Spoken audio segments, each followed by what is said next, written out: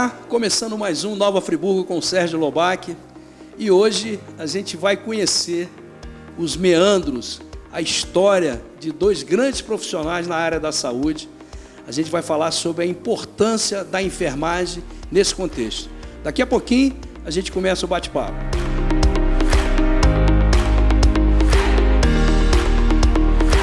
Então, pessoal, estamos aqui com dois profissionais que se colocaram à disposição para representar a enfermagem de Nova Friburgo.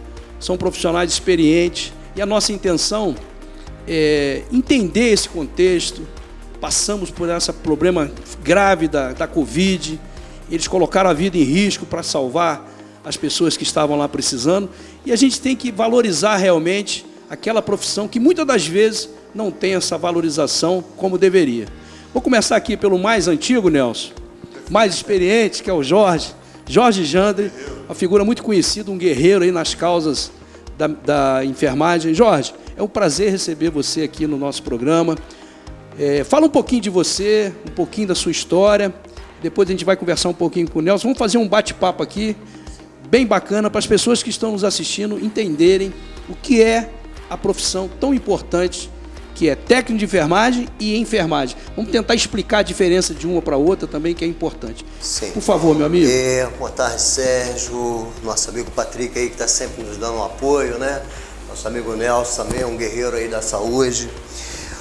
Ô Sérgio, olha só, eu sou um auxiliar de enfermagem. Nós temos dentro da enfermagem 3 categorias, né? Que é o auxiliar, o técnico e o enfermeiro, né? Eu sou auxiliar de enfermagem e sou instrumentador cirúrgico. Na verdade, eu entrei para a enfermagem porque na época eu trabalhava no São Lucas, né, na parte administrativa, e fui convidado a fazer um curso de instrumentação cirúrgica administrado pela Universidade Federal Fluminense. Só um instantinho, Jorge. Vamos começar a fazer igual o esquartejador, vamos por partes. Você já me deu uma informação que eu não tinha. Você é auxiliar de enfermagem. Sim. Então existe o auxiliar de enfermagem, o técnico de enfermagem e o enfermeiro. E você falou que fez um curso de instrumentador. O que o instrumentador faz na hora que o médico está fazendo a cirurgia lá? Olha a importância dessa profissão. Fala aí. O instrumentador cirúrgico ele é responsável pela mesa de cirurgia, pelo preparo da mesa, né? Seja qual for a cirurgia, ele é responsável pelo preparo do material, o preparo da sala, né? Então ali o campo operatório, os instrumentais cirúrgicos para aquela cirurgia, né? O paciente sendo posicionado corretamente, sendo feito a asepsia local da cirurgia, e ele atua junto ali no campo operatório com o cirurgião, geralmente o primeiro cirurgião, o segundo cirurgião, né? Infelizmente essa profissão ainda ela não é reconhecida pelo Conselho Regional de Enfermagem como uma área técnica, sendo necessário você ter para isso, no meu caso foi o auxiliar de enfermagem ou o técnico de enfermagem para você poder exercer essa profissão. E eu acabei fazendo esse curso e a partir daí fui trabalhar no centro cirúrgico do Hospital Santo Antônio na época, que era a Santa Casa. Benemérita Irmandade da Santa Casa de Misericórdia de Nova Friburgo, Hospital Santo Antônio. Santo Antônio, isso aí. Isso é uma história. Quantos anos de profissão? 87, né? Foi antes da municipalização, que foi em 90, né? Então já tem o quê? 35, 36, mais ou menos. Por aí. Em matemática eu não sou muito bom, não, mas mais de 35 com certeza. Eu sou de uma época, o Sérgio, né? Aos nossos ouvintes, que o hospital, por ser uma santa casa, tinha toda uma logística, tinha toda uma situação diferenciada do que é hoje, né? A gente tinha as festas, como você bem colocou antes num papo informal, as festas de finais de ano, que reunia todos os profissionais. Na verdade, ali nessa época, hoje tentamos ser também, nós éramos uma grande família, né? Todos ali em prol do doente, que na época era o INPS, né? Isso, era separado. O município não mandava na saúde, não, era a federação. Não, exatamente. Não existia recurso para a saúde via município. Depois que houve a municipalização, né, que entrou dentro do período do Dr. Paulo, né, que foi o percussor disso aí, e a partir daí veio desenrolando a saúde como a gente está vivendo hoje. Nesse período que o Jorge está falando, tinha ala particular para quem podia pagar. Me corrija se eu estiver falando besteira aqui, Jorge. Você que é o profissional. Mas como eu trabalhei na farmácia do Manel Folia ali, a Santo Antônio, mandar um grande abraço pro meu amigo Manel. Tinha um Pumazinho verde, lindo, maravilhoso. E depois ele comprou um Puma Zero, Nelson, que era o carro da época. Ele parava sempre o carro no estacionamento do Raul, embaixo da árvore ali, que na época era o Santo Antônio.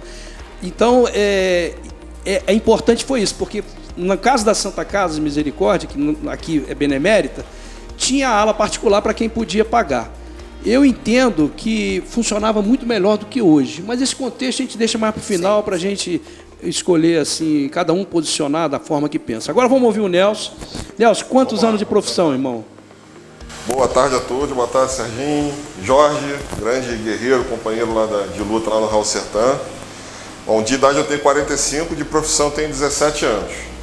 Tá? Me formei em 2007 na Santa Casa de Misericórdia, no centro do Rio de Janeiro, Escola de Enfermagem Madre Teresa de Calcutá, que funcionava lá. Eu sou carioca, morava lá na época, vim para Friburgo, porque eu fiz o concurso de 2007, né?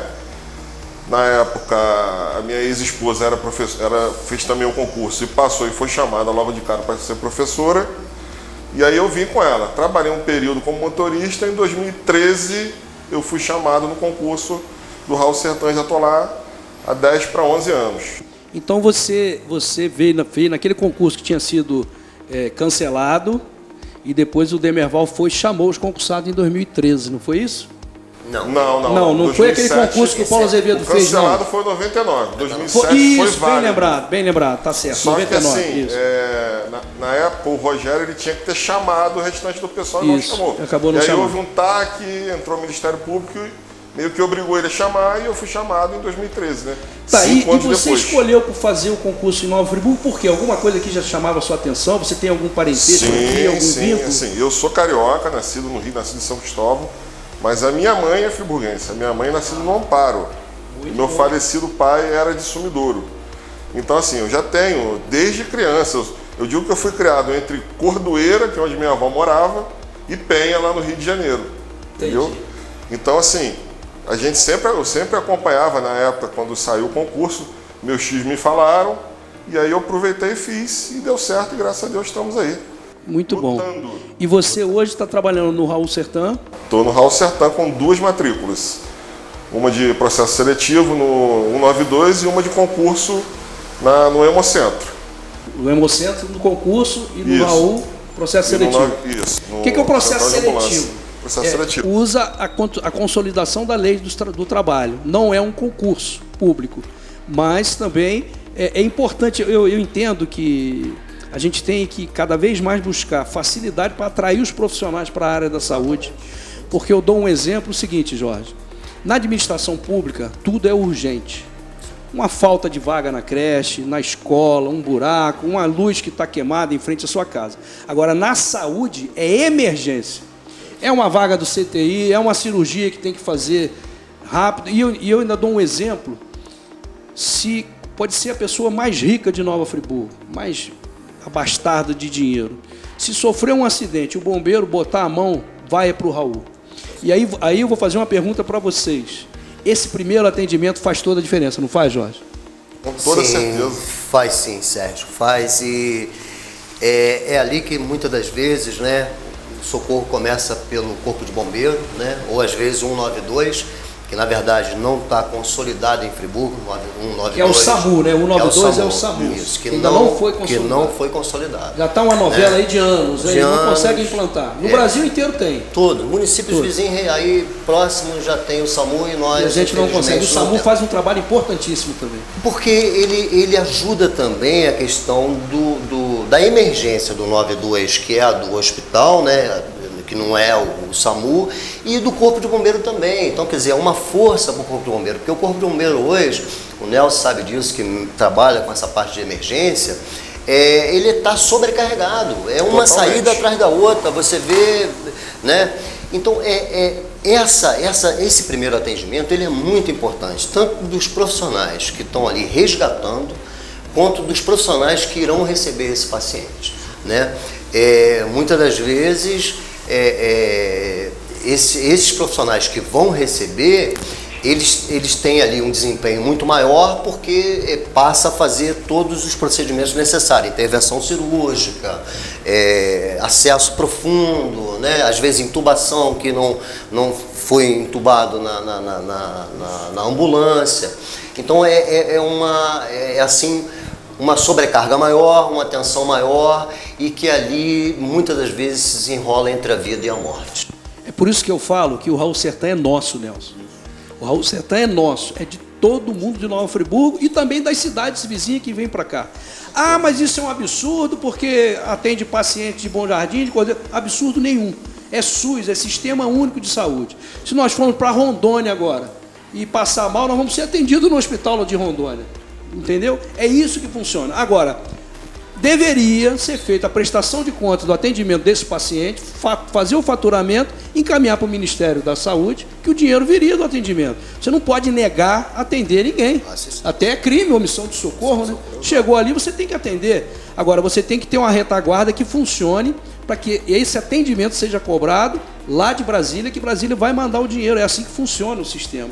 Agora, o que a gente fica sabendo que no faturamento do Raul tinha mais pessoas, eles reduziram. Quer dizer, onde traz recurso para o hospital, eles de maneira nada técnica, reduziram. Mas nós estamos aqui para falar de vocês, que são os heróis. Vamos falar um pouquinho de Covid, não poderia... Inclusive, já está voltando.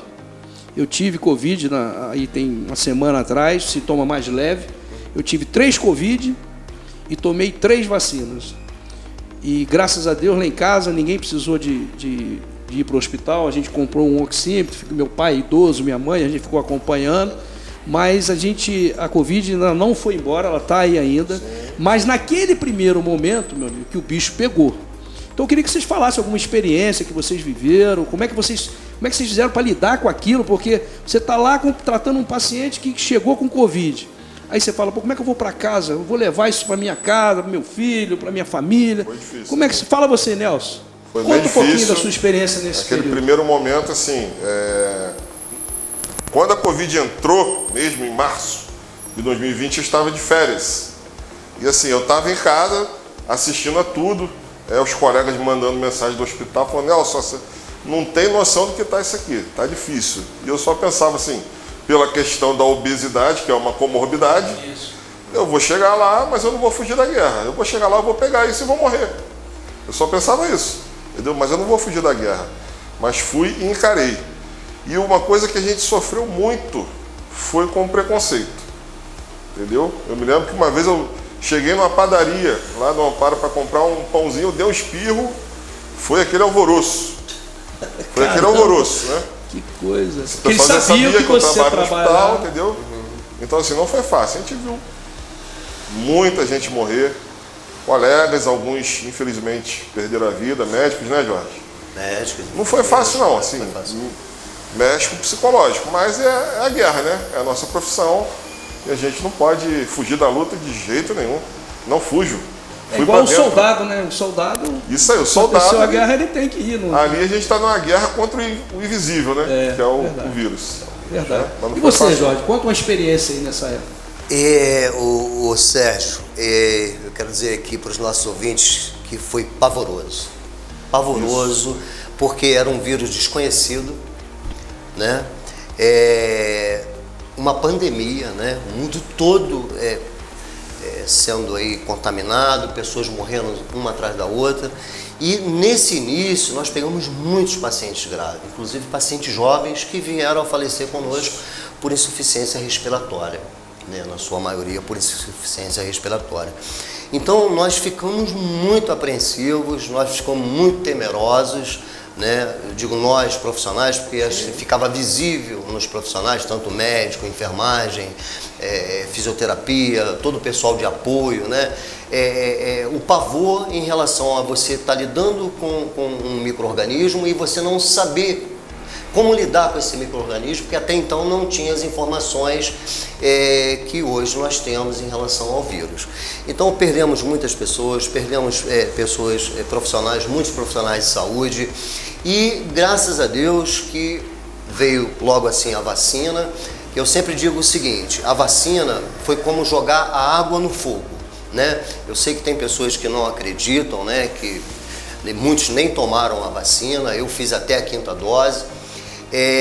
Mas nós vivenciamos e experimentamos isso diretamente no campo ali de luta em prol do doente, em ver que assim que se começou a fazer as vacinas, que começaram pelo pessoal com comorbidade, idosos e os profissionais de saúde, a gente pôde observar que os casos começaram a diminuir e começou a diminuir principalmente a questão dos óbitos. Ainda bem, né? Graças Agora, a Deus. essa situação que você viveu, Nelson, lembrou da minha esposa, Natasha. A minha esposa teve câncer de mama, né? Teve que retirar a mama radical, esvaziou o linfonódulo cintilante, vigilante, que estava positivo. E aí, às vezes, a gente morava em Natal, nessa época, ela começou o tratamento lá. Ela estava sem cabelo, né? Aí ela sentava no ônibus, do lado de uma pessoa, a pessoa levantava e saía. Mal sabia essa pessoa que ela que poderia fazer mal para minha esposa, porque a químio abaixa o seu sistema imunológico. E aí foi exatamente o que você viveu, né, amigo?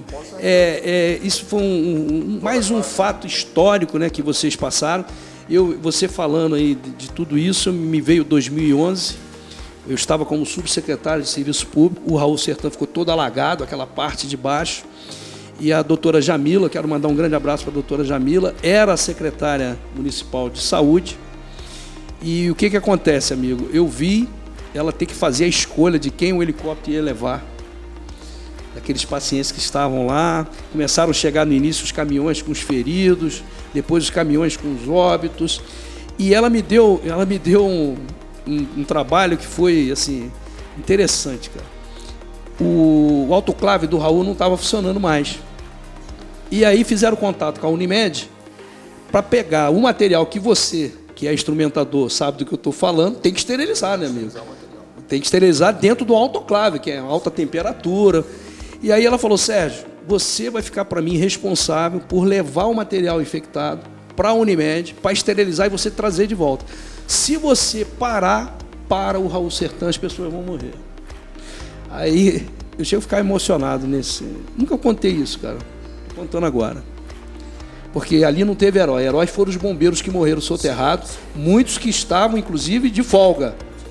Foi lá para socorrer as pessoas. Mas aí eu peguei um amigo lá que trabalhava comigo no serviço público, tinha um Celtazinho que eu andava, a gente ia no Raul, pegava aquele material embrulhado no lençol, e parava ali no Detran, subia o trilho da Ivega a pé com a lanterna na boca, porque caiu a barreira lá na entrada da chácara.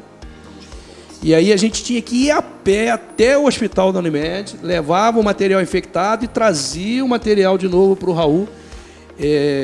Isso começou na segunda-feira aqui na rua São Roque, caiu um prédio, parece que foi um prenúncio ali, mas não teve vínculo com a chuva, que a chuva veio de madrugada.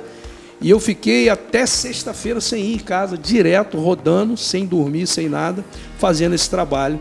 E aí a gente vê, cara, eu vi muito isso, né? Vizinhos que não se falavam há 20 anos, um teve que salvar o outro. Aí você começa a mudar os conceitos da sua vida, né? Os seus conceitos vão mudando. Quando a gente vê um vírus invisível, o estrago que ele fez, né? Muito maior do que a bomba atômica. Então, e vocês lá na linha de frente, eu sempre valorizei muito o profissional da saúde. Primeiro que eu, como eu disse aqui, já trabalhei em farmácia há muitos anos. Aí depois eu fui propagandista do Grupo Axê, lá em Petrópolis. Eu era o único propagandista que jogava bola lá no Clube dos Médicos, porque eu nunca misturei as estações, né? E isso para mim acabava me facilitando, que eles prescreviam mais para mim, porque criam um vínculo de amizade. Mas eu sempre chegava no consultório dele, mantinha a minha ética profissional. Você não pode misturar as coisas, né? E aí depois eu fui promovido a supervisor de todo o interior do estado do Rio, de Itatiaia a Varriçai, e fui gerente regional do Nordeste, de Alagoas ao Rio Grande do Norte. Então eu sempre lidei muito com saúde, com médico, com enfermeiros, né? Que a gente entrava nos hospitais para fazer visita. E aí a gente entende realmente um pouco mais do que a população, tudo que vocês passam no dia a dia, né? Eu digo assim, vocês têm que caminhar no fio da navalha. O cara que vai trocar a lâmpada lá, ele pode queimar uma lâmpada, depois ele vai lá e bota outra. Agora você com o paciente não tem como, né? E Sérgio, sabe o que eu achava mais triste? Me corrija se eu estiver errado, Jorge. Na questão da Covid, o mais triste era o seguinte: a pessoa que dava entrada lá com Covid, isso não é só no Raul Sertã, era geral. ela ficava isolada no setor e não podia ter contato com o mundo de fora, com ninguém. Então, assim, quando ela entrava, dava entrada. Ela só iria ver a família só iria ver ela de novo se ela tivesse alta. Se ela fosse a óbito, não tinha que sair de lá e lá com um caixão lacrado. Lacrado, exatamente. Isso era dolorido. É, verdade. Entendeu? Perturbador. Então, vamos começar a explicar agora o dia a dia. Vamos falar do Hospital Raul Sertã, né? Que são 2 profissionais. Agora, isso também vale para você que está assistindo a gente, para os hospitais particulares da cidade. O trabalho é basicamente o mesmo. Só que esses guerreiros aqui não têm a estrutura que os hospitais particulares têm. Eles têm que se reinventar a cada dia, a cada instante, né? O que faz um técnico de enfermagem, Nelson? Vamos dizer aqui, o médico vai passar visita na clínica médica do Raul Sertã. Então ele vai examinar o paciente, vai fazer a prescrição direitinho, vai pedir exame, vai pedir medicamento. Quem faz o quê? Quem faz a asepsia no paciente, que tem que cuidar do paciente que às vezes não consegue levantar para urinar, né, para fazer as necessidades. Quem vai dar o medicamento, quem vai fazer, quem não vai. Explica um pouquinho. Quem quer falar primeiro? Vou falar um pouquinho, Então, depois o depois Jorge complementa. O técnico e o auxiliar de enfermagem fazem praticamente tudo, cara, tudo. É banho, é curativo, medicação, levar no chuveiro. Muitas vezes o paciente tem alguma dificuldade para deambular, você bota na cadeira, leva, praticamente tudo. Até papel de psicólogo a gente tem que fazer, né, Jorge? Às vezes a pessoa está chorosa lá, você para do lado, não, tem que dar uma palavra para levantar. Dá uma palavra nele, dá um abraço, a gente faz um pouco de tudo. Então o médico prescreveu, ele vai embora, sim, fica com vocês. O trabalho dele, ele passa a visita, ele faz lá todo o exame que ele precisa fazer, verifica, no caso de paciente pós-operatório, verifica a cirurgia, faz a prescrição e às 24 horas é com a enfermagem. É a enfermagem, né? E aí, Jorge? Complementa aí, Jorge. Mas, o Sérgio, o auxiliar, cara, eu falo o seguinte, eu admiro o técnico, o enfermeiro, né, por ter se aprimorado e tudo mais, mas eu acabei ficando dentro da área de enfermagem só com o curso de auxiliar de enfermagem e fiz esse curso de instrumentação cirúrgica. Eu digo o seguinte, que eu sinto o maior prazer em ser o auxiliar. Por quê? Porque eu auxilio todo mundo. O auxiliar é o cara que é o profissional, exatamente, é o profissional que além dele prestar assistência direta ao doente, como banho, higienização, né, alimentação, transporte junto com o maqueiro para exames, né, Boa. o cuidado diretamente com o doente cabe geralmente ao auxiliar. O técnico, ele hoje, que isso se especificou muito em relação ao que o enfermeiro faz, o que o técnico faz, o que o auxiliar faz. Antigamente, como tínhamos poucos enfermeiros, né, os auxiliares e técnicos acabavam executando praticamente quase todas as tarefas, né? Inclusive com procedimentos invasivos, como sonda nasogástrica, sonda vesical, sonda nasointeral, né? Hoje, em regra não seria nem o trabalho de vocês, seria não, mais do enfermeiro. Na verdade hoje, mas vocês acabam fazendo, deu necessidade ali. Sim, mas hoje no caso a gente tem um grupo muito grande de enfermeiros, né? Então se dividiu mais essa tarefa, né? Cabe ao auxiliar a assistência direta ao doente e à equipe, cabe ao técnico os procedimentos de medicação, exames e tudo mais em relação ao doente, e cabe ao enfermeiro determinados também procedimentos, como procedimentos invasivos, entre outros procedimentos. Mas é um corpo só, na verdade, né? Um buscando sustentar o outro. Eu, por exemplo, eu trabalho hoje na sala de sutura com os cirurgiões, pelo curso de instrumentação cirúrgica, pelo conhecimento instrumental e por saber de como são os procedimentos, né? Mas eu sou auxiliar e eu ajudo também na sala de trauma, onde que eu dou suporte à equipe, né? Com material que falta, ir da farmácia, contactar o raio-x que precisa fazer no trauma, o raio-x no leito, né? Então eu sou essa pessoa que faço dou esse suporte. E isso é muito bom, porque eu acabo ajudando a todos. Além de ajudar o doente, eu consigo também ajudar muito a equipe para que ela possa fazer um bom trabalho e atender bem o doente e resolver o problema do doente, né? Que é para isso que nós estamos ali. Porque o Nelson tocou na parte psicológica, né? Que é muito importante, né? Muitas das vezes todos nós, né? Eu mesmo, quando eu fico doente, eu não aceito doença de maneira passiva. Eu fico para baixo mesmo, eu falo, isso não é para mim. E aí eu quero tocar num assunto agora, para a gente explicar à população, né? O médico, né? Às vezes as pessoas olham para o médico, ele é o cara que resolve tudo, que vai fazer tudo. Ele é apenas mais um dentro desse contexto. E eu vou explicar o porquê dos doutores. Eu quando era propagandista, ou quando também estava trabalhando como supervisor, gerente, a gente chegava nesses hospitais públicos, principalmente, estava aquele pessoal todo esperando o médico chegar, e o médico atrasado, e eles ficavam reclamando. Tô aqui desde que hora, o médico não chega, não sei o quê. Blá, blá, blá. O médico chegava, passava, ninguém falava um ai. Exatamente assim. Entrava no consultório, doutor, tudo bem, como é que o senhor está? Mas isso, historicamente, tem uma explicação, Nelson. Para mim, não. Para mim, saúde é um contexto. Todos ali têm a sua importância. É um corpo humano, irmão. O dedinho mindinho não é importante, não. Machuca ele para você ver como vai doer. Então, não importa a nomenclatura que o profissional tem. O que importa é a dedicação dele. Ele colocar o coração acima de todas as coisas. Por que os médicos são chamados de doutores, né? Lá atrás, na antiguidade, a população entendia que Deus botava doença. Então, o cara ficou doente porque ele pecou e Deus botou uma doença nele. Aí vinha um médico, um cientista, curava. Aí o cara falou, esse cara tem contato direto com Deus. Então ele me curou porque ele falou direto com Deus para me curar. E aí criou essa imagem. Não que para mim, tudo bem. Agora nós temos que entender que se o médico prescrever e você não fizer o medicamento, o paciente vai continuar na mesma. Se o médico prescrever uma dosagem e você aplicar uma subdosagem, o paciente vai ficar na mesma. Se o médico prescrever um medicamento, você fizer o medicamento errado, você pode matar o paciente. Então é isso que eu sempre falei, sempre defendo os profissionais, técnico de enfermagem, auxiliar de enfermagem, que eu não tinha essa nomenclatura na minha cabeça, apesar de entender esse contexto, e os próprios enfermeiros, o pessoal da maca, o pessoal que está lá na recepção. Eu sempre falo, a pessoa que trabalha na recepção, principalmente no hospital público, a gente tem que focar no hospital público, porque o fluxo é muito maior, né? A pessoa ela tem que estar lá com um sorriso no rosto, porque quando a pessoa chega lá desesperada, ela não vai passear no hospital. Ela tem que ser bem atendida, bem tratada, com carinho. Aí vem o trabalho da psicóloga, da assistente social. É todo um contexto. E, infelizmente, na nossa cidade, isso não é reconhecido. Nunca foi. Pensa muito em contratar médico, vamos botar médico. Gente, espera aí, vamos ter um olhar mais cirúrgico, já que nós estamos falando de medicina. Vamos ver a importância de cada aí. Vamos ver que se tem um goleiro jogando de ponta esquerda, vamos botar ele no gol. Vamos ver se tem um cabeça de área jogando de lateral, vamos botar ele na posição dele.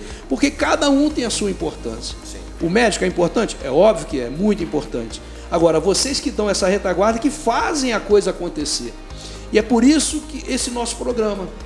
Porque para as pessoas que estão nos assistindo entenderem realmente que é uma profissão árdua, que você muitas das vezes coloca a sua vida em risco, acabamos de falar da Covid, e que não tem o reconhecimento pela própria sociedade. Agora, a sociedade não de maneira dolosa, não, é por falta de informação. É por isso que a gente optou por pegar essa linha do nosso programa, de mostrar as pessoas que existem, que convivem no nosso dia a dia e que têm uma importância muito grande para que as coisas aconteçam, né? Antes de você ser auxiliar de enfermagem, o que você fazia? Eu trabalhei um tempo com rádio, né, na Rádio Sucesso, fui discotecário da Los Gringo durante um período, no Clube do Xadrez. Que bacana! Eu já fui muito naqueles bailes no Clube do Xadrez. Quadra da Saudade, tive essa oportunidade lá com... E na Sucesso FM também você trabalhou? E na Sucesso eu fazia Madrugada Sucesso, tirava a rádio do ar, na época era na Emília Falcheto, tirava do ar, que era a linha física, né? Não tinha link, tirava às 2 horas da madrugada, tirava a rádio do ar, né? Desligava lá as coisas. E aí acabei saindo com a saída do César de Alencar, que eram 2 sócios, né? Eu acabei saindo da rádio e fui trabalhar na administração, fui tomar conta da parte gráfica do Hospital São Lucas, administrativo. E ali surgiu esse curso, foi aonde que eu acabei entrando para a área de saúde e me apaixonei, né? Eu sempre falo o seguinte, que a enfermagem é um trabalho árduo, muito árduo. Um plantão de 24 para um auxiliar, um técnico, um enfermeiro é muito cansativo, porque é o único profissional que fica, na verdade, 24 horas com o doente, né? Eu não desmereço nenhum outro profissional, inclusive o médico, né? Porque, como a gente comentou, é uma engrenagem, o hospital é uma engrenagem. Se faltar a recepção, dá problema. Se faltar a limpeza, dá problema. A nutrição dá problema. Então, o maqueiro dá problema, né? O técnico, o auxiliar de enfermagem, o pessoal da área de enfermagem, também o médico. Então, é uma grande engrenagem que ela tem que funcionar ali redondinha, cada um na sua posição, e todos têm a sua importância. Mas a enfermagem, o que ela tem de especial dentro desse contexto hospitalar ou dentro do contexto da saúde? É que ele, além de ser um dos que mais faz o acolhimento do doente, que é você trazer o doente para você e ouvir o problema do doente e trazer ali, buscar junto a solução do problema, né? Ou principalmente ouvindo, porque muitas das vezes as pessoas querem falar, elas têm a necessidade de falar do seu problema, né? E a enfermagem, ela está sempre aberta, ela está ali às 24 horas, ouvindo, acolhendo e dando assistência, né? Então é um trabalho muito cansativo, como você bem colocou, é um trabalho que não é valorizado.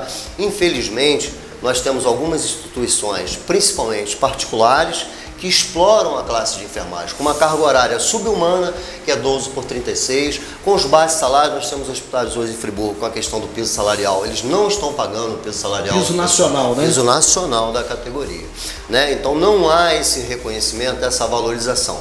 E isso é uma coisa que a gente tem se organizado para tentar mudar esse quadro, né? Mudar essa valorização, trazer, como você bem colocou, a população para que ela olhe a enfermagem de forma diferente, que não é só o doutor que promoveu a cura daquela pessoa, mas sim todo esse contexto. Todo esse contexto. Exatamente, exatamente.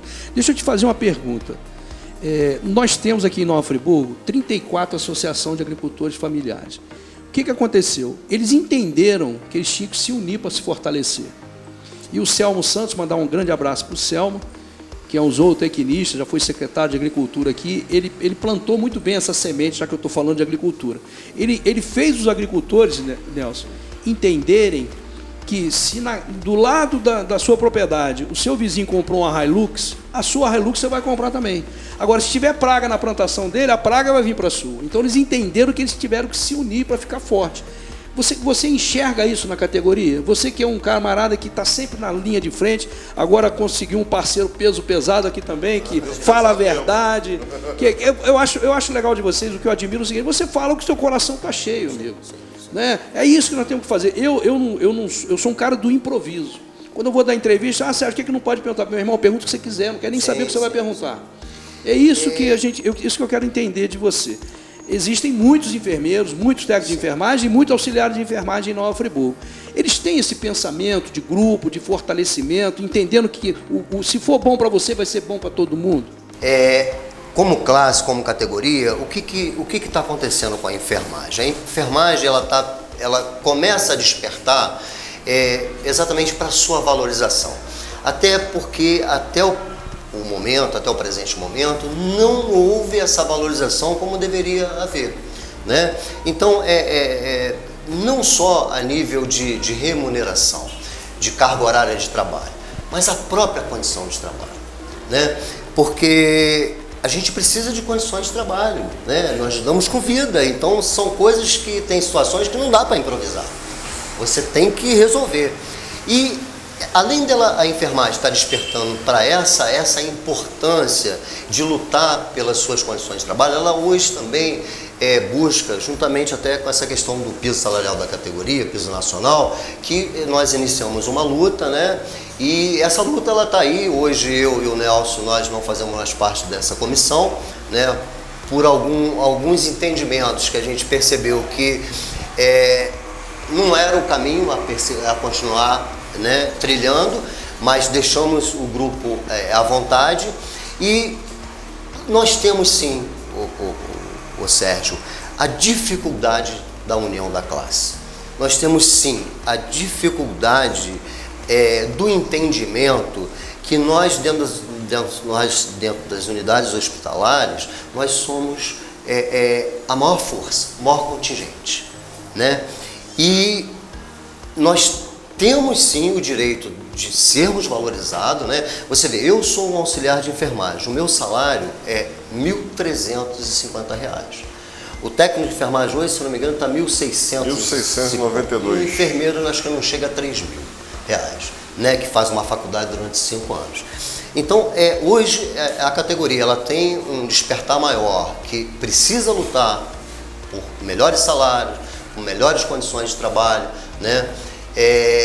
As pessoas já não estão aguentando mais trabalhar em 2, 3 empregos. É isso que eu ia te falar. Né? Com esse salário que você falou, o profissional tem que se desdobrar para poder fazer uma renda razoável. No mínimo 2 vínculos. Sim, e aí é onde que entra que ele acaba não prestando, às vezes, uma boa qualidade no atendimento, porque nós somos humanos, nós cansamos, nos estressamos, tem os seus problemas também do dia a dia. Não é verdade? Então a gente, mas a enfermagem ela começa a despertar, né? Esse grupo agora, esse movimento que nós fizemos pela questão do piso salarial, ele reacendeu essa vontade e essa necessidade dos profissionais se unirem mais e buscarem os seus direitos. Exatamente. Isso que é o importante, né? Eles terem a conscientização que se vocês realmente conseguirem fazer um fechamento dentro daquilo que vocês estão buscando, dentro daquilo que vocês estão buscando de reconhecimento, de melhoria, de condição de trabalho, como você mencionou. Não estamos falando só de dinheiro, né? Vocês não trabalham só por dinheiro, até porque para ganhar esse salário, se fosse por dinheiro, você não estaria lá. Né? Você tem uma capacidade muito maior de você ir para outro segmento. Mas por que você não vai? Vocês são idealistas. Porque o camarada que não tem o dom, ele não entra nem no hospital, meu. Eu tenho amigo meu que nem o hospital entra. Não, Sérgio, o hospital não entra não, irmão. Por quê? Não entra, tem medo daquilo lá, de pegar uma doença, de não sei o quê. É fato. Agora, é importante toda a categoria estar unida. Porque quanto mais gente tiver nessa luta de vocês, que é legítima, muito legítima, sinceramente, eu fiquei surpreso com os valores que você falou. Sim, é isso. Quer dizer, é um absurdo. Olha a responsabilidade que você tem, né? E há pouco tempo atrás, nós estávamos discutindo falta de soro fisiológico. Isso aí.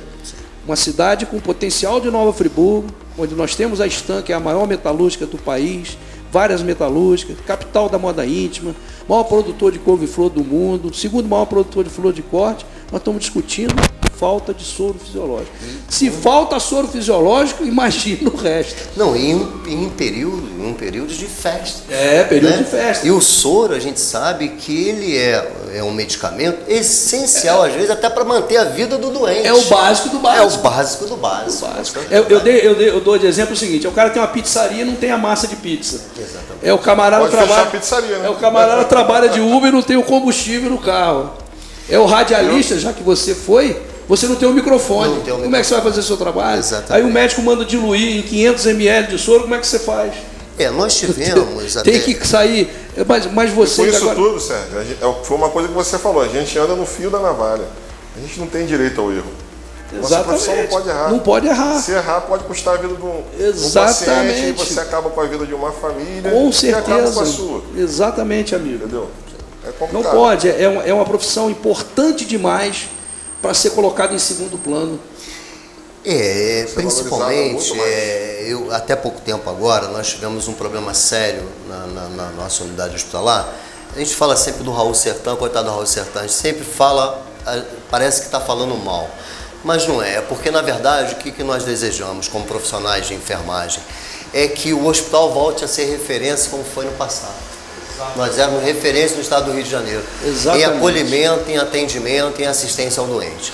E isso foi se deteriorando ao longo dos anos, né? Nós passamos agora um período de quase 2 anos sem algo que eu vejo assim que é extremamente básico e é um absurdo também não ter, que é o papel toalha e o sabonete líquido para higienização das mãos. Higienizar e secar as mãos. Como que numa unidade hospitalar, né, o gestor deixa faltar sabonete líquido e papel toalha? Você imagina o grau de infecção que essa unidade pode transmitir. Com certeza. Né? Isso foi sanado, graças a Deus, né? Não tem pouco tempo, há pouco tempo foi sanado. Mas quando a gente fala das condições de trabalho, é porque a gente depende disso, muitas das vezes, na emergência. Né? Quando eu falo, porque na maioria, numa boa parte das vezes, a gente improvisa, mas tem situações que você não pode improvisar. Você vai fazer uma punção venosa profunda, o médico vai fazer, você precisa de um catéter para punção venosa. Verdade. Se você não tiver, você causa um transtorno danado. Recentemente, a gente teve um problema com um dreno de tórax, né? A gente não tinha o reservatório, então foi improvisado um reservatório que foi improvisado, funcionou, mas deu uma dor de cabeça louca para você poder drenar o sangue do pulmão daquele doente para ele poder respirar melhor. Não, e o estresse do profissional aumenta mais ainda. Ele está tendo que improvisar. Sim. O nome já diz, é improviso. É um improviso. Não pode ser. Não pode acontecer. E lá acontece isso diuturnamente, infelizmente. Né? Infelizmente. Essas situações elas têm aumentado e se agravado de ano a ano, infelizmente. Né? Eu, como Nelson, nós estamos há algum tempo na área de saúde, no hospital especificamente, a gente observa o seguinte, que houve um retrocesso na saúde do nosso município. Principalmente, a gente tem os companheiros nossos da enfermagem que atuam na estratégia de saúde da família por falta de investimento nas unidades básicas, né? Exatamente. E a unidade secundária. Porque você vai hoje, a estratégia da família já tem anos que não se amplia, que não se melhora o quadro. E o dinheiro vem de Brasília, não sai nem dos cofres do município. Exatamente. É só você montar a equipe que Brasília manda o dinheiro, o Ministério da Saúde. Se você pegar a fila de exames para fazer, você vê que tem muita gente aguardando para fazer uma endoscopia, para fazer diversos exames, né? Colonoscopia. Mas sabe o que acontece? Historicamente, todos os secretários de saúde que passaram nas pastas, os prefeitos, a cultura é hospitalocêntrica. Está errado. Se nós formos agora no Raul Sertã, lá no CTU, que é Centro de Tratamento de Urgência, o nome é isso, Centro de Tratamento de Urgência, vai ter gente lá com amigdalite, com sinusite. Por que ele vai? Ele não está errado, não. Ele vai porque lá vai ter pelo menos um médico para atender ele e vai ter vocês. Agora, não era para estar lá. Ele era para estar resolvendo no posto de saúde, lá do bairro dele. Atenção básica. Na atenção básica. E é o que eu digo, você investe R$1 em prevenção, você economiza R$7 ou R$8. Porque o que acontece? O cara que deixa de tomar a losartana, né? Porque vai no posto de saúde e não tem a losartana, no captopril, que deve custar aí, uns 50 centavos o comprimido, talvez até menos. Aí ele é hipertenso, aí ele não toma o antihipertensivo dele, ele vai ter um AVC que vai ser muito ruim para ele e muito mais oneroso para a administração pública, ele vai para o CTI. Para o município. Ou então tem um infarto do miocárdio. Aumenta muito. Então medicina é prevenção. O grande problema é que os gestores pensam em tratar a doença. Não, vamos tratar o ser humano. Tratar a saúde. Na saúde do ser humano. Vamos focar na saúde, não na doença, Nelson. É questão de escolha, é questão de visão, mas infelizmente a saúde é muito complexa. Não adianta você pegar um camarada de paraquedas e botar lá porque não vai rodar. Não adianta. Você tem que entender esse contexto e você tem que valorizar os profissionais. Liberdade com responsabilidade. Trazer para você, trazer o grupo. Eu quase fui secretário de saúde na gestão passada e eu já estava tomando algumas situações, porque a primeira coisa que eu ia fazer é valorizar vocês, meu amigo. Porque se eu não tenho vocês do meu lado, eu não tenho nada. Eu não consigo fazer.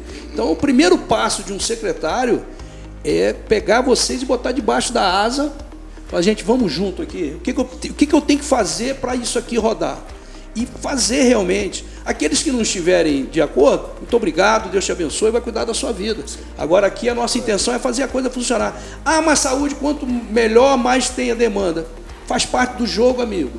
Faz parte do jogo. Agora, o que você não pode é dizer que saúde não tem jeito. Isso é desculpa de incompetente ou de corrupto. Saúde tem jeito, claro, sim, senhor. Tem jeito. A minha esposa, acabei de falar aqui, ela fez o tratamento de câncer dela lá em Natal, na Liga Norte Rio Grandense contra o câncer de mama, contra o câncer. Ela fez o tratamento, tudo de graça. Para você ter uma ideia, Nelson, foi um professor que fez a cirurgia dela na sexta-feira de carnaval, irmão. E o cara falou assim, Sérgio, 11 da manhã eu estou chegando para operar a Natasha. O cara chegou 11 horas em ponto. Operou minha esposa, terminou 5 horas da tarde, irmão. A cirurgia demorou muito. Aí quando ele saiu, falou, amanhã é sábado, eu não venho passar visita, vai vir um residente meu. No domingo eu venho pela manhã. Se a Natasha estiver melhor, já vou dar alta. Aí eu, pô, domingo de carnaval, um médico, um professor, vai vir passar visita em hospital público, que a gente está com essa imagem aqui. Chegou lá de manhã, do jeito que ele falou que iria, deu alta para minha esposa. Então, meu amigo, quem quiser saber se saúde funciona, procura os locais onde tem seriedade, mas onde tem a valorização dos profissionais, porque você começa valorizando quem está lá, meu amigo. Senão não funciona. Que na verdade é a base. É a base, é a base, é a estrutura. E não é só dinheiro, não. Não é só dinheiro, um reconhecimento. Reconhecimento, um agradecimento, cara. O trabalhador satisfeito, ele trabalha melhor. Ele reduz mais. Sabe o que eu digo, Jorge? Colhe mais. A motivação é o combustível do sucesso. E do próprio ser humano. É, do próprio ser humano. O Raul Sertã, nós temos que entender, ele é nosso e lá estão os melhores profissionais. Eu falo, gente, se tiver um acidente grave, não leva para particular, não, leva para o Raul, porque lá eles estão acostumados. Sim. Eles fazem isso no dia a dia. Ah, mas vai faltar. Eles vão dar o jeito deles lá. Os profissionais vão dar, não que eles tenham estrutura para isso. Eu canso de falar isso, e é verdade. Eu falo, ó, se Deus me livre e guarde, eu sofrer uma queda, sofrer um atropelamento, eu não tenho plano de saúde, né? Mas mesmo que tivesse, eu falo, não, me leva primeiro para o Raul, que depois eu vou para outro lugar. Porque é lá que é o dia a dia que vocês... Então, quando tiver alguém na gestão que entenda isso e que realmente tire quem tem que tirar de lá, porque tem as ervas daninhas, que a gente sabe em todos os lugares tem. Agora, existe uma grama verdinha ali. Pô, você não pode ser insensível ao Raul Sertã. Você com 37 anos de profissão, amigo, que faz parte da sua história, faz parte da sua vida. Aquele hospital faz parte da sua vida. Não, e faz mesmo. Exatamente, mas é isso que eu estou falando. Você conheceu sua esposa lá, né? Foi ali que eu conheci minha esposa. Exatamente. Foi ali que ali nasceu a minha filha. Então. Foi uma das últimas da maternidade, que tinha a maternidade ao Sertã, né, o Santo Antônio. Minha filha se formou e hoje trabalha lá, minha esposa trabalha lá e eu trabalho lá. Quer dizer, minha vida está toda pautada dentro do Hospital da Santa Casa, do Hospital Raul Sertã. Então eu tenho, por exemplo, a minha família, a gente tem um apreço, um respeito muito grande por essa instituição, que é a nossa segunda casa. Então, qual é o desejo hoje do auxiliar, do técnico, do enfermeiro? É que a gente tenha uma saúde em condições para atender a população. Exatamente. Né? É o que a gente precisa de bons salários, precisa de uma carga horária boa, que hoje a gente tem, que é 24 por 120, que foi conquistada também a duras batalhas, duras penas, né? Mas a gente quer, além disso, a gente quer as condições necessárias, porque uma hora vai ser você, uma hora é o nosso amigo, uma hora é o nosso vizinho, independente seja quem for, é um ser humano que precisa, que chega ali na busca de assistência. Eu estava falando com o Sérgio antes, o paciente ele tem o direito de chegar lá e ter tudo. Tem que ter tudo para a gente atender ele. Entendeu? A gente fazer o nosso trabalho. Se chegou a horinha dele partir, aí é com o Papai do Céu. Não é Exatamente, gente. Entendeu? Mas o que a gente puder, estrutura tem que estar lá, a estrutura que tiver dentro do nosso alcance, uma estrutura a gente vai fazer, pode ter certeza absoluta. E isso é um direito de todo mundo. É verdade, amigo, verdade. E eu fico muito triste quando as pessoas falam, mandaram eu ir lá no Matadouro. Eu falo, não falo isso não, cara. Não falo isso não. O Sertã é nosso, cara. E outra coisa, os profissionais lá eles se desdobram. Se o hospital hoje está funcionando é graças aos profissionais que lá estão. Eles não têm culpa. Eles queriam prestar o melhor serviço, queriam ter toda a estrutura, que é até melhor para eles trabalharem. Você não pode chegar lá e jogar toda a responsabilidade naqueles que estão lá na ponta. Tem que ver quem está na retaguarda que deveria fazer a coisa funcionar. Eles não têm condição de mexer em orçamento, de fazer nada disso. Vocês estão lá doando o seu trabalho, a sua dedicação, o seu carinho, sem a estrutura que deveria ter. Eu fico muito triste, mas infelizmente o Raul apanha muito. E eu falo, gente, não faz isso não. Sai muito mais gente lá curada do que morta, graças a Deus. Graças aos profissionais que estão lá. Nós temos excelentes profissionais. Tem grandes profissionais antigos, quanto profissionais atuais. Exatamente. Né? O que nós precisamos hoje, Sérgio, no Hospital Raul Sertã, como na saúde do município como um todo, é que haja um plano de carreira, cargos e vencimento, para que a gente tenha a ficha de avaliação funcional de 6 em 6 meses desse servidor. Se esse servidor é um servidor que não atende bem a população, que falta, que negligencia nas suas tarefas, que ele seja colocado num processo administrativo e seja mandado embora. Não é porque é concursado que tem que ficar lá causando problema para a população. Agora, que valorize também aqueles que estão lá e que vestem a camisa da instituição e da saúde pública do município. Esse é o caminho, amigo. Esse é o caminho. Alguma pergunta que eu deixei de fazer, que vocês gostariam de comentar? Algum assunto? Ei, Jorginho, e aí? Alguma coisa que a gente não falou? Não, a gente aqui falou sobre. Você explicou bem o papel seu do auxiliar. São as nossas tarefas, né? Sérgio, o que a gente precisa, na verdade, hoje, é que os gestores, né, tanto o atual ou o que virá, o próximo que virá, que ele realmente olhe para a classe de enfermagem e veja essa classe como amiga, né, e como parceiro público, né, porque nós queremos que o serviço público de saúde do nosso município funcione. Nós teremos orgulho e ficaremos felizes se voltar ao que era antes, né? Nós sermos aí referência na saúde do estado do Rio. Então, você falou voltar como era antes. Eu fiz uma cirurgia de apendicite num plantão de quarta-feira, que era o doutor Maurílio Sarruf, doutora Lucileia, pediatra, mandar um beijo para a doutora Lucileia, para o doutor Maurílio, e também para o doutor Renato Alves, que agora está lá em Bom Jardim. Ele que me examinou, eu comecei a sentir muita dor, cara, e fui para lá. Na época eu trabalhava na farmácia do lado, eu conhecia todo mundo, né? E aí o doutor Renato me examinando, mandou levantar a perna e colocou, quando ele soltou, ele falou, isso é apendicite, e vai ter que fazer cirurgia e tal, e fiz, graças a Deus deu tudo bem, correu tudo bem. E eu já vi muitas pessoas saírem dali satisfeitas, no passado muito mais, né? E o que eu sinto, no passado tinha mais um espírito de grupo ali da equipe. Sim, família. A equipe, né? A equipe estava mais unida. Eu acho que é isso que tem que começar a trabalhar ali também.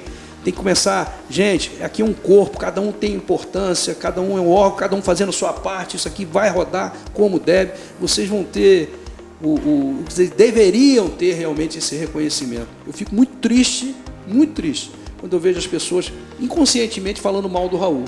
Mas não é o Raul, é a gestão que está por trás dos profissionais que estão lá. As pessoas estão errando a fala, né? Alguma coisa que eu deveria perguntar? Falamos bastante. Então, ele é aquele camarada que quando o médico vai operar, a equipe já está lá dentro do centro cirúrgico, aí tem a bandeja. Explica um pouquinho o nome daqueles negócios, fala uns nomes estranhos. São várias pinças, né? São afastadores, são pinças, né? São bisturis de diversos tamanhos. E aí o médico vai te pedindo, você vai entregando. Por isso que é instrumentador o curso que ele fez. Tempo cirúrgico, né? E dentro desse tempo cirúrgico, dependendo da cirurgia, a gente vai fazendo a passagem dos instrumentais.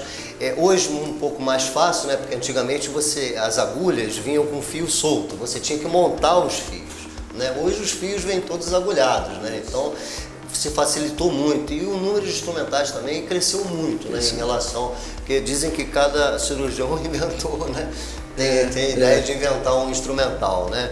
Então a gente tem uma diversidade grande de instrumentais e os fios hoje são os fios mais fáceis de se lidar, né?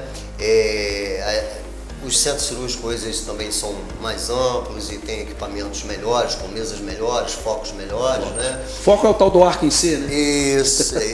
Também não, o foco é o que vai trazer a iluminação. É o que vai trazer a iluminação. Mas tem equipamento hoje, por exemplo, a gente tem no hospital a laparoscopia, né? Que é muito importante. O que é laparoscopia? Aquela cirurgia pelos 3 furinhos ali, faz vesícula, faz uma série, menos evasiva. Uma câmarazinha e duas os instrumentais, onde que ele vai fazer a retirada, porque aí no outro dia você está indo embora, casa, o processo invasivo. Isso. E aprimorou muito, né? Evoluiu muito. Né? E tem que evoluir cada vez mais, né? Sim, que facilita para vocês, facilita para todo mundo.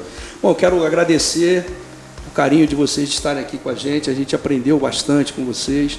Espero que o pessoal de casa tenham gostado, para a gente aprender a valorizar realmente quem tem valor, quem está na linha de frente lá, diuturnamente, se reinventando, fazendo o seu melhor, no fio da navalha. Eu gosto de falar isso, não tem direito de errar. Eu posso errar aqui a gravação, que o Patrick vai corrigir. Agora ele, se errar um medicamento, se errar alguma coisa lá, o paciente pode ir a óbito, a gente está lidando por vida, né? Não pode errar.